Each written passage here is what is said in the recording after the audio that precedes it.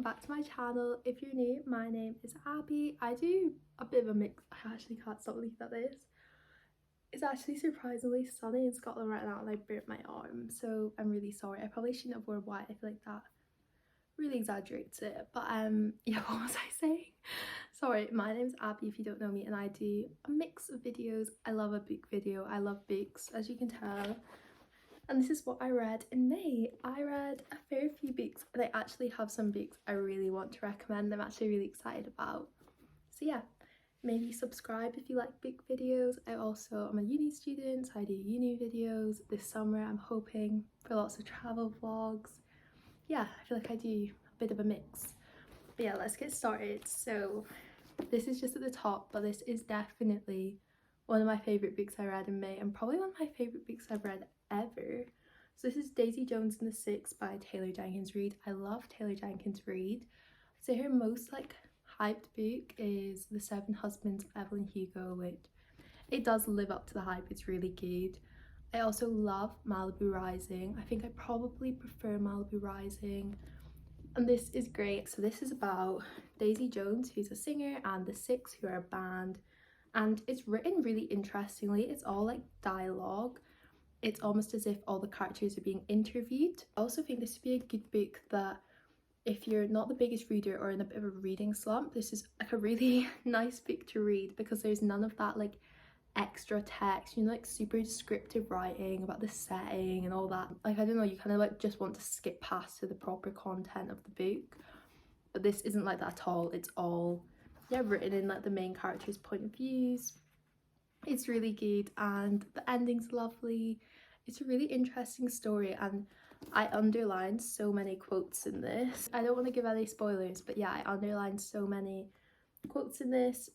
This author is great. I'd say it was a quick read, really enjoyable to read. I really liked it, and I believe this series, that The Seven Husbands of Evelyn Hugo, Malibu Rising, and this book are all set in like old celebrity kind of theme. I believe there's another one coming out in this sort of genre, because there is characters in this book that appear in the other books and characters in the other books that appear in this book, which is really interesting. I really like it, and I think the fourth one is supposed to fit into it. Obviously they're all standalone, you can read them without reading the other ones, but yeah, I really like this. I would definitely read. It's, yeah, a really nice read, and definitely does touch on some important issues as well. Like, it's not just, I feel like sometimes when I say an easy read, it can mean just like a really like cute wee romance, not much of substance happens, but it's really nice to read.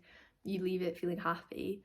But this is a really happy book the majority of the time. It also touches on like real topics like alcoholism, you know, but I don't know, I definitely think there's some substance in this, as all Taylor Jenkins Reid's books are. And I'd really like to read some more. I've seen loads of people reading her older books, so I want to do that too. I think this was the first book I read in May, and this is The Cousins by Karen M. McManus. I love her books. I think it's YA, which is like young adult. I think that's what they are. Really easy to read. A chapter is in each character's perspective, which I really like. Yeah, and it's like short chapter. I've actually realised I really enjoy a short chapter. I end up reading more because the chapters are so short. It's really bizarre. I don't know why I do that, but I really do enjoy a short chapter. And yeah, I really like this. So it's basically these three cousins. Their families aren't close anymore. They used to be close, and yeah, the cousins get together for this summer that they've been invited to spend.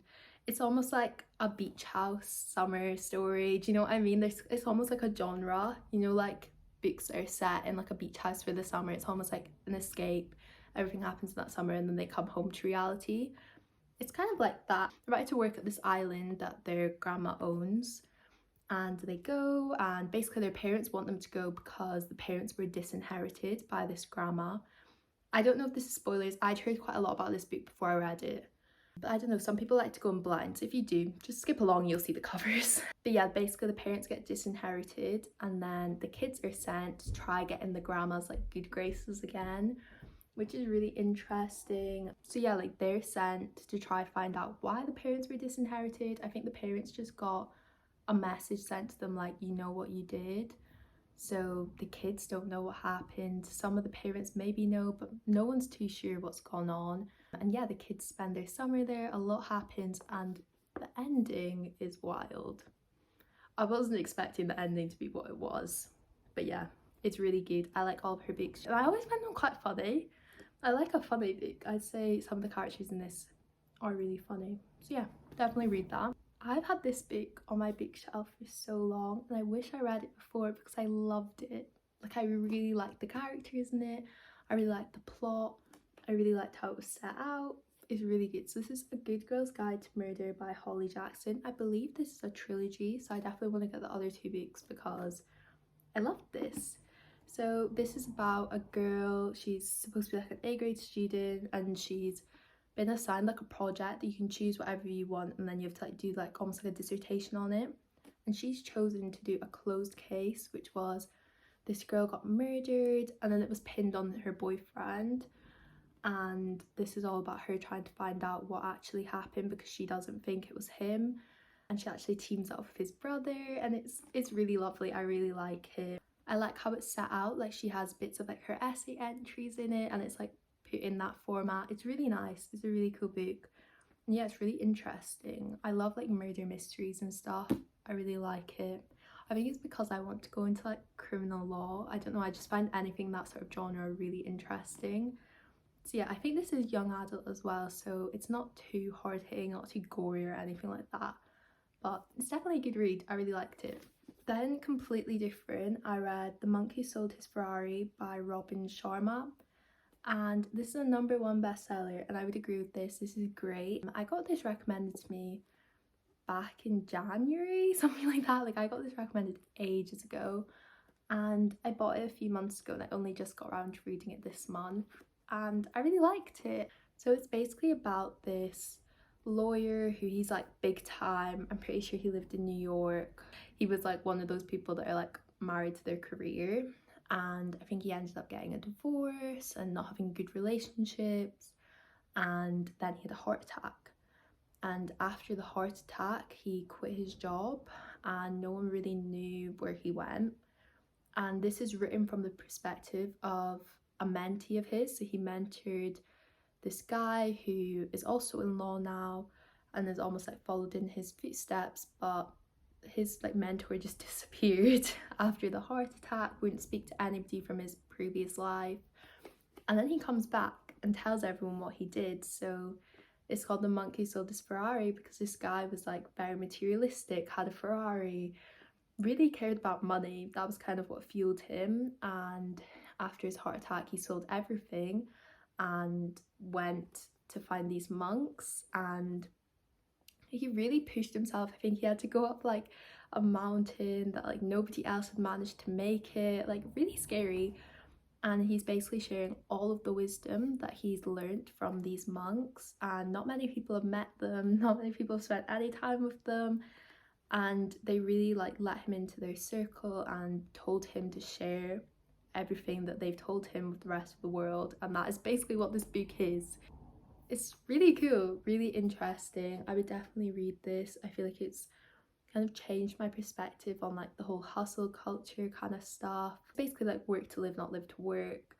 And yeah, it's really interesting. I don't want to share what's in the book because I think you should read it and find that out, but yeah, I would definitely give this book a read. It's a really easy read, like it's not written in too complex language or anything. I find some self-help books use very like complex terms that aren't that understandable to the everyday person, but this is really understandable and I really liked it. So I would definitely give it a read. It's a non-fiction, but yeah, I really liked it. This is the most recent book that I've read and it is Conan Doyle for the Defence, and it's a non-fiction as well. It is about Conan Doyle, who you might recognise from writing the Sherlock Holmes novels, but he was also a defence lawyer in Scotland, which is really cool. I love that it's close to home. And this is about a particular case that he took on of Oscar Slater, I think he was called, and he was a Jewish man back in the early 1900s. I think the murder took place in 1908. And basically there was a murder and this guy went down for it and I think he was in prison for 20 years. He was also in Peterhead prison, which very close to me, which strange. It's actually a museum now, and this has really motivated me to go to the museum because it speaks about the museum at the end, and I'd really like to go. But yeah, it's really scary, the fact that this guy suffered a miscarriage of justice for 20 years, but he did get out, which is lovely to hear, and I think he did enjoy the rest of his life because I think he was granted quite a lot of compensation, as he should be. But yeah, this is basically all about who actually did the murder and kind of like the process of them deciding it was him, what happened after, and then yeah, it's kind of like analysing the murder, and you hear a lot about Conan Doyle, and yeah, I really liked it. It's really interesting, and again, like I feel like that whole law kind of atmosphere I really enjoyed. But I feel like anyone would like this. It's kind of like a murder mystery as well, just a real one. It's like true crime, I guess. But yeah, I really liked this. The Sunday Times said it's a first class book, pacey, insightful and lucid, and I would agree. Lastly, I read Free Women by Lisa Taddeo. So this is interesting. I'd say it's probably like contemporary fiction kind of genre. It's basically about these three women that have been like, I think Lisa Taddeo has like studied their lives and has really interviewed them, found a lot out about them. I think she moved to where two of the women live and really got their stories, and they are really interesting stories. But I'm just not sure if it's a little bit too mature for me, to the fact that I'm like struggling. I don't know, I feel like I'm not getting the benefit of it, because I read this because somebody said this is like one of their favourite books and they really highly recommended it. I wouldn't say that I would. I found it quite difficult to read, and I would probably give it like 2 out of 5, 2.5 out of 5. I didn't love it. It's like a lot about like female desire and like how desire kind of like controls a lot of our lives and stuff like that. And I don't know if I'm just at that stage where I don't feel that's true for me, so I'm kind of like, I don't know. I found it quite difficult to read. I think it is maybe just, I would maybe go back to this when I'm like 30 and love it and totally relate to it, but I feel like right now I'm not at that stage. So maybe I just read it too young. Maybe if you're a bit older and like more mature, you'd really enjoy this. But I didn't. Yeah, I don't really know what else to say. So this is Dolly Alderton, called it Totally Addictive, and that is who I based this recommendation off of. And yeah, I didn't love it. I didn't find it totally addictive. It was one of those I kind of had to push myself to keep going. But it does flick between this. I love books that the chapters are in different perspectives, and the chapters do go between the three perspectives. But I found that because the three perspectives is three completely different stories entwined into one, and you flick between them, and they're very complicated stories on their own. So I found it quite difficult flicking between them because there's so much detail in each one, and because it's another 3 chapters until you go back to that one, I actually thought that was maybe a negative. I maybe would have preferred it if it was just split into each woman's story, because I sort of started merging them together and getting confused which one was about who, and there are like similarities between them. So I found it quite difficult to read and difficult to understand. So I'm ending on a low, which is kind of sad. But I'd say if you're gonna read any book, it's a non-fiction, I'm gonna recommend The Monk Who Sold His Ferrari. Really good, a lot about spirituality, and yeah, just about like living your best life and how to live the most meaningful life for you. I really liked it. I'd say fiction, I really want to say Daisy Jones and the Six, just because I really did enjoy it. I really liked it. Yeah, I think it's a really fun read.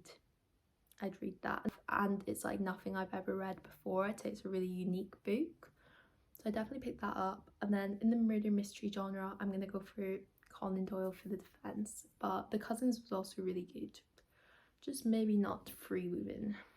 I don't know, I feel bad because Lisa Taddeo has had so much credit for this book, so obviously a lot of people do enjoy it, just not me. But that's okay. Yeah, I have a book video coming soon. Oh my gosh, this sunburn. But if there's any other sorts of videos you'd like me to film, recommend. I hope you've had a good month of reading in May. I hope you get some good reads in June. I hope you do read these books because some of them are great. Let me know if you have read them because I love speaking about books with other people. It's really fun. But yeah, thank you so much for watching, and I will see you in my next video. I don't know why I'm wearing sunglasses indoors. Bit bizarre, but see ya.